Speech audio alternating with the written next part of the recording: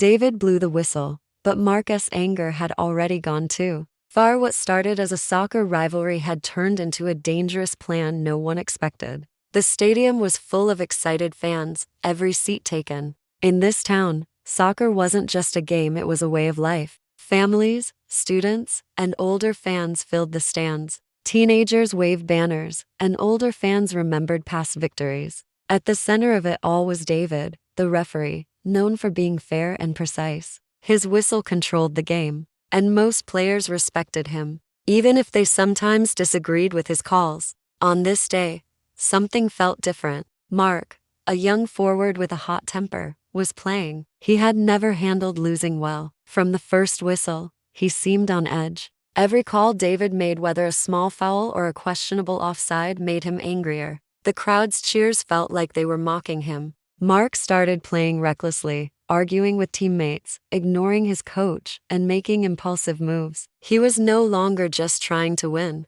He wanted to show David that he couldn't be controlled. Most fans thought he was just a passionate player, but a few, including David, sensed something more dangerous. By halftime, Mark glared at David, full of anger, while David stayed calm, unaware of the storm building. In the locker room, players discussed strategies, but Mark sat alone, replaying every call in his mind. He wasn't thinking about teamwork. He was thinking about revenge and how he could confront David in the next half. When the second half began, the crowd cheered, unaware of the tension building behind the scenes. The stage was set not just for a game, but for a clash driven by obsession. Every moment felt tense, as if the air itself was warning that something dangerous was about to happen. After the game, the stadium emptied slowly. David went home tired, but satisfied, never imagining that one player's anger had turned into something much darker. Mark, however, could not let it go. His frustration had turned into an obsession. He spent hours replaying every call and every whistle, thinking about revenge.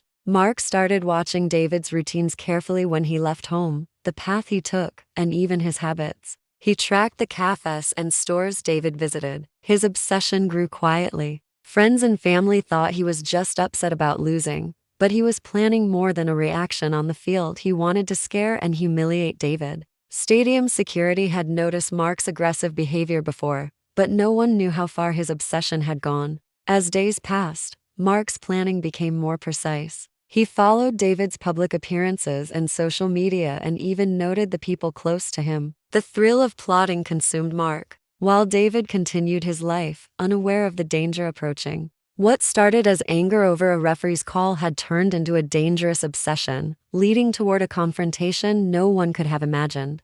The weekend of the next big soccer match arrived, and the town returned to the stadium full of excitement. Families, students, and longtime fans filled the seats, not knowing that tension from the last game was still there. It had actually grown. David, the referee, arrived early to check the match schedule and make sure everything was ready. He calmly walked around the stadium, greeting staff, checking equipment, and finishing his preparations. Mark had arrived even earlier, staying unnoticed among the early crowd. He had spent weeks planning, and now everything was almost ready. He knew every corner of the stadium and every entrance and exit. He carried not just anger, but also notes, threats, and small tools meant to scare David. When the game started, Mark focused only on David. He moved carefully, staying in the shadows, blending in with the crowd while keeping an eye on him. The players on the field didn't notice the danger. They were focused on passing, tackling, and scoring. David blew his whistle as usual, calling fouls and keeping control. But with every decision, Mark became more agitated.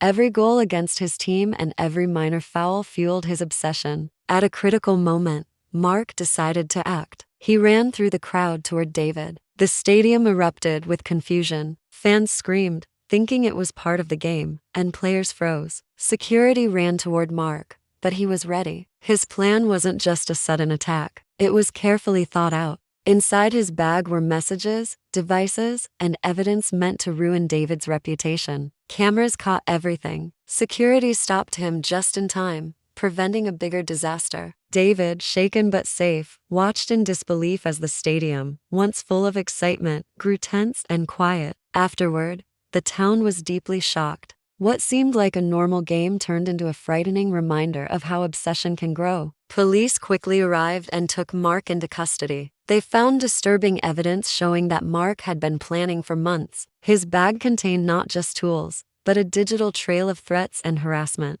Authorities discovered multiple social media accounts he used to target referees, angry posts, and videos practicing attacks on David. Psychologists said Mark showed clear signs of obsession and aggression. Friends and family were in disbelief, unable to understand how he had planned something so dangerous. David tried to process the event, realizing how vulnerable referees could be when anger turns into obsession. The story spread quickly, and sports organizations across the country took notice. The town slowly recovered, but everyone understood that unchecked anger could escalate into real danger, threatening not just one person but an entire community.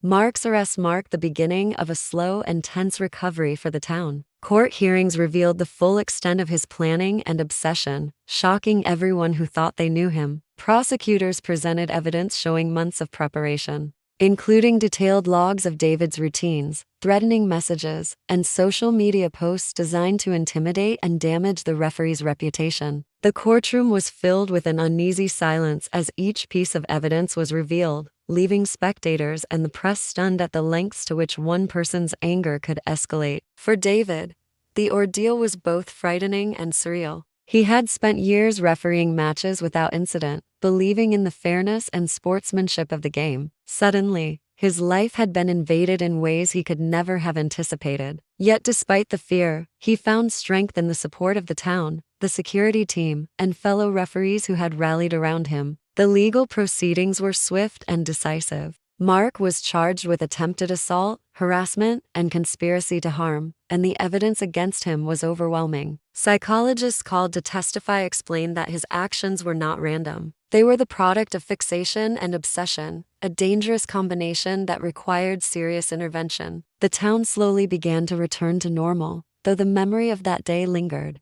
At every game, referees were now more cautious, aware that threats could come from places they had never considered. Stadiums increased security, and fans were reminded that passion for the sport could never justify violence. David returned to refereeing, but with heightened awareness and precaution. Each whistle he blew carried not only authority but also a reminder of how close danger had come. The story of the attack spread far beyond the town, becoming a cautionary tale for sports communities nationwide. It served as a stark warning: obsession and unchecked anger could transform ordinary events into terrifying crises. Most importantly, it showed that one act of aggression, no matter how small it seemed at first, could escalate into life-altering consequences. For Mark, the legal consequences were severe, and he faced years in the justice system. For David and the town, the lesson was clear and enduring. Protecting oneself and respecting boundaries were essential, not just in sports but in life. The incident became a permanent reminder of human vulnerability, the fine line between passion and danger, and the importance of vigilance.